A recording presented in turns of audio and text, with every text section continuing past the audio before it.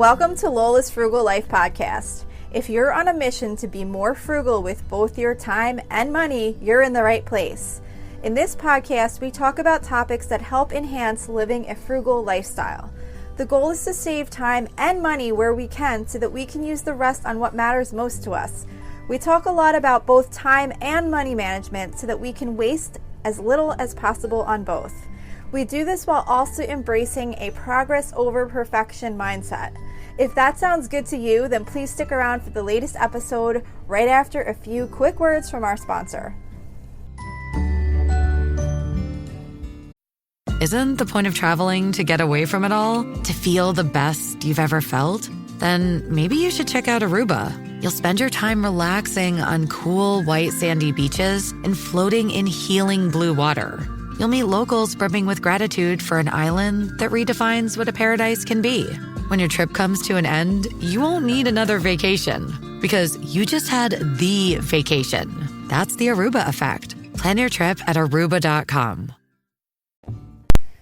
Hi everyone, welcome back to Lola's Frugal Life Podcast. Today I'm just going to get right into the episode topic, which I want to talk about, which is our vacation story and sticking to our travel budget. I've been doing other things before and on my other episodes sharing what I'm reading and favorite meals and things like that, but I'm still kind of getting back into my routines from getting back from vacation. So I just want to talk about the vacation and do just kind of a quicker episode to get back on track because I missed last week's episode. I had planned on doing one when I got back from vacation. And then by the time I was trying to get the laundry done from the trip and just kind of get everything back to normal, I wound up running out of time. So I did still want to do this vacation episode.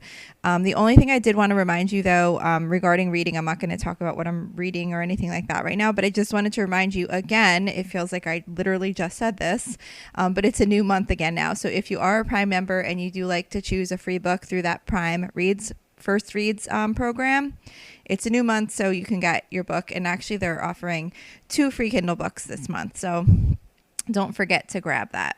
So today I just kind of wanted to share a little bit about the vacation that we just returned from and how we tracked our budget and planned our time while we were there.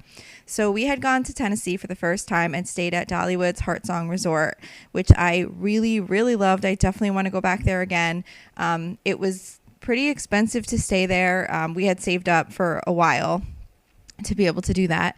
But it was so nice. It's a new resort that just opened this past November. It's kind of like the Woods Lodge kind of feeling out back. It's so nice. You could see the mountain views around the resort and out back, like where the pool is. They have all these like fire pits that you can sit around that they light up every night. And it was just such a nice resort. I really, really loved it. I definitely would like to go back there again. But anyway, so while we were there, the first night we got there, we went bowling at Guy Fieri's downtown Flavortown, which was really, really fun.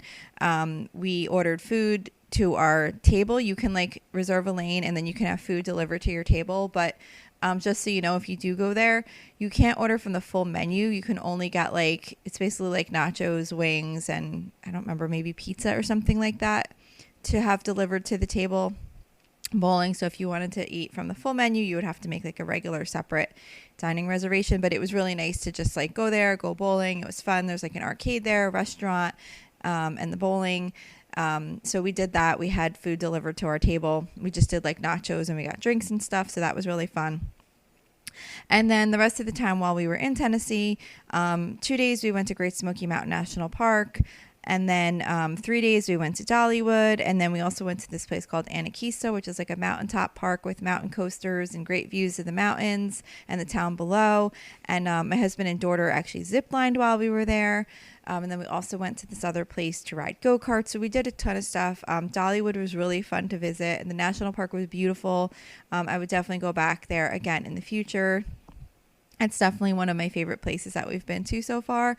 So, but that's not the point of this episode. I just wanted to share some of that with you. The point of this episode, though, is about talking about tracking the budget. So I'm happy to say that we came in under budget on this vacation. We have gone on plenty of vacations in the past where we hardly even had a budget. And if we did, we were more likely than not to come in over budget because I never really did know how to manage the budget well being on vacation. And having that happen takes away from the vacation by having it end up with financial stress afterwards. So it's really important for me to stay on the budget while we're on our vacation. And that does not mean that we pinch every penny or that we don't splurge on things. We definitely do. And we do spend money on things that I would never spend money on in our everyday life. So it's not like we're, going around saying, oh, we can't do this, we can't do that because of the budget. But we do have a budget that we have to stay within. There's only a certain amount of money that we have available to spend. So we do make sure to budget for those extra items, but we do have a limit and we can't spend like we have unlimited funds. So we're careful about what we choose to spend money on so that we can have those splurges during the vacation. So one thing that was nice that kind of helped me stay on the budget too is that my kids spent their own money on souvenirs and extras that they wanted for themselves. So that helped us for sure. This is the first time. My youngest is 18 now, so they're all adults. I mean, my youngest we still pay a little bit more for because she just turned 18, like she just graduated high school. But the other two definitely can pay for their own souvenirs, t-shirts, things like that they wanted to get, or if they wanted like extra snacks or drinks while we were doing whatever, they could pay for those things on their own. So those definitely helped us stay on budget, because those are probably some of the things where I would struggle with in the past, because I would really want to get them all the little extra things. You feel bad when your kids are asking for stuff and you're on a trip and it's kind of easy to cave in.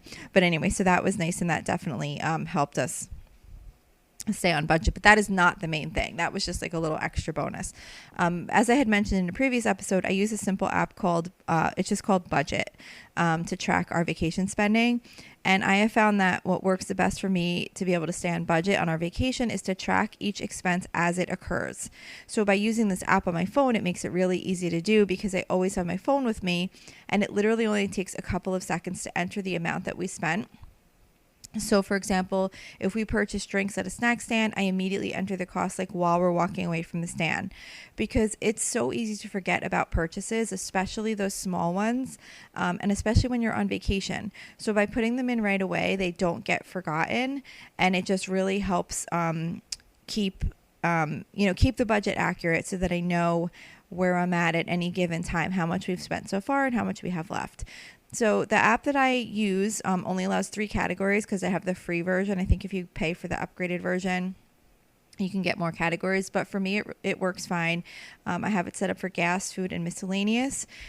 So when we're spending money, I choose the category and quickly enter the dollar amount and the vendor. And then at the end of the day, I take a quick look at what remains in each category and divide it by the remaining days in the vacation, so that I know how much we have left on a daily basis.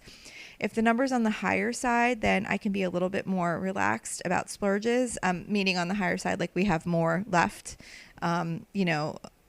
we have more left than I would expect on a daily basis. We can be a little bit more relaxed about that little extra spending on little splurges. But if it's on the lower side, then we might scale back a little bit for a day to build up a little extra cushion. So I have found that it's really important to do this consistently until the very last day of the vacation, because there have been times where I felt like we were doing so good on the budget, and then I got lax with entering our spending. I thought there was no way we would come in over budget, and that always ended up with us spending way more than we thought we were. Because once you stop tracking, spending can just really add up really, really quickly. You don't think about all the little things and how they add up.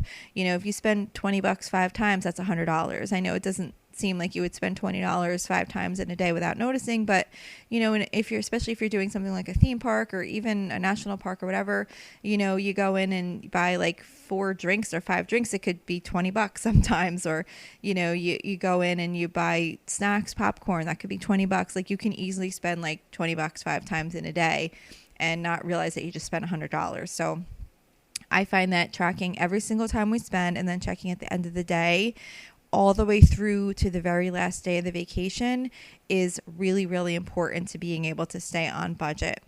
And the thing is it's really actually a great feeling to enjoy what you're doing on your vacation, and also know that you're staying within the spending limits that you set for yourself. It feels good to be spending money that you saved for this purpose, and knowing that you're not going over the amount that you had set aside.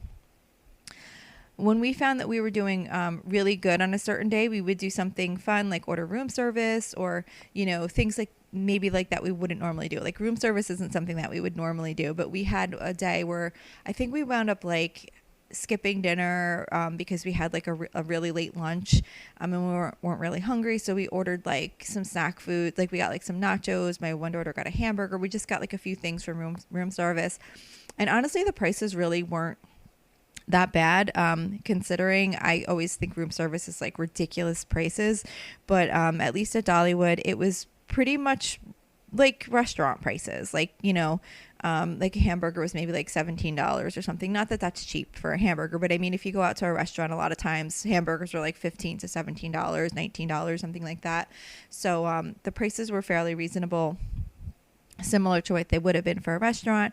But yeah, so if we had a day where we had extra money in our budget and I didn't foresee, days coming up where we were going to necessarily have a lot of extra spending, we would do like little fun things like that, little extra splurges.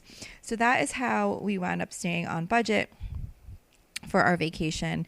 And it just felt really, really good to get home and know that we actually came in under what our spending limit was for the trip.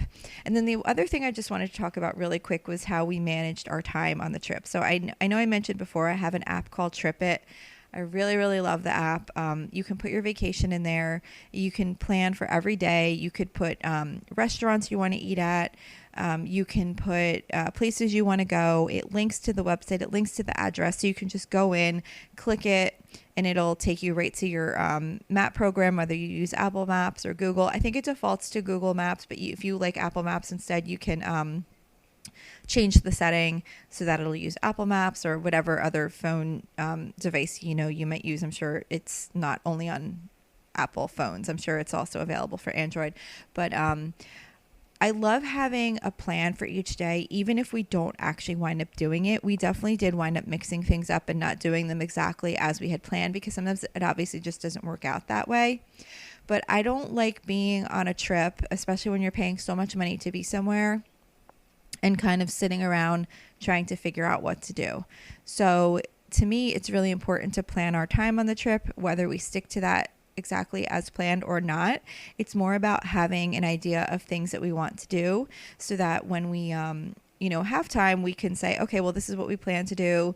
Do we want to do this instead? Or, do we want to maybe go to the pool instead or whatever? There's definitely flexibility built into the plan, but having an idea of the restaurants, you could do a lot of research ahead of time and find out what restaurants sound like they're in your budget, what restaurants sound like they have good reviews that are near where you're at, and have those in your plan. And then you can move them around if you don't wind up doing them those days, but at least you kind of have an idea of places you can go and things you'd like to see while you're in a town, rather than trying to figure it out and wasting time on your vacation that you could be using to do fun things. So I really, really love that app. I definitely recommend it if you're looking for something to plan a trip with, because you can plan every day. You could put in, like I said, your hotel reservations. If you can like actually email it your reservation, and it'll put it all in there for you with the confirmation number, the phone number of the place you're staying, all of that information. It's really, really helpful. And on this trip, we did leave. I kind of had a basic plan, like for the first 5 days, I think. And then the last 2 days I just left open. And what we wound up doing is there was this like NASCAR speed park. It was just like one of those like family like amusement places where you go ride go-karts and stuff. My daughter saw that while we were out there. She really wanted to do that. We did have enough budget left in our miscellaneous category. So we did that on one of the open days. But I did also have a list of other places in the area that I thought would be fun if we didn't wind up finding something to fill in that open day, so that we could say, okay, well, do you guys want to do this or that or whatever? And then our very last day, we didn't plan anything. We ordered room service for breakfast that day. We went to the pool. We just kind of like started getting our things together, getting ready for the morning to leave to drive back from Tennessee back to New Jersey. So, so that was really nice. The timing all worked out really good, and it felt really good to kind of have a plan together before we went down there. So if you enjoy planning your vacations in that way, I would definitely recommend checking out that app if you like using apps for things like that, because it was definitely really helpful. I feel like there was something else I wanted to add, and I just can't remember what it is right now. So I don't know. If I think of it, maybe I'll post it in the Facebook group, or share it on another episode. But so I think that's it. We really, really had a great time on our vacation. I'm already planning the next one. I love going on vacations, and I feel like I almost even just love planning them. I don't love planning them more than the vacation, but maybe equally. I really, really love planning vacations and coming up with the budget and doing research. So anyway, definitely using an app. Possibly. The reason I say using an app to track your budget is because you can have it with you at all times. And I just feel like that's really so important. If you don't want to do that, then at least at the end of the day, check your credit card or however you did your spending and log it somewhere so that you can keep on track, keep on top. And then definitely having a plan, just to kind of have at least basic idea of the things that you want to do, and kind of have a good idea of the area before you get into town, because you don't want to wind up wasting time, and you don't want to wind up wasting extra money because you're doing things that you didn't realize had a certain cost to them. Not wasting money, but maybe going over budget because you didn't really plan out how much things were going to cost and what was available in the area. So that's it for today. Thank you so much for listening, and I will see you back here next week. So thank you for checking in for this podcast episode. And don't forget, you can always email me with any questions or suggestions at lolasfrugallife@gmail.com. You can follow me on Instagram and Facebook at lolasfrugallife. And you can find a blog post for most of my episodes and definitely all of my meal plan episodes at lolasfrugallife.com. You can also join our private listeners group at facebook.com/groups/lolasfrugallife. And if you enjoy the show, please make sure to subscribe on Apple Podcasts, Spotify, YouTube, or wherever you listen from. And I would love it if you would screenshot the show and tag me on Instagram so I could see you're listening. Also, if you can please take a couple of seconds to rate and review the podcast. Those ratings and reviews are what help the show come up better in search results so that other people can find this podcast. So that will really help me in growing my audience. So that's it for today. Thank you so much for listening, and I hope you have an awesome day.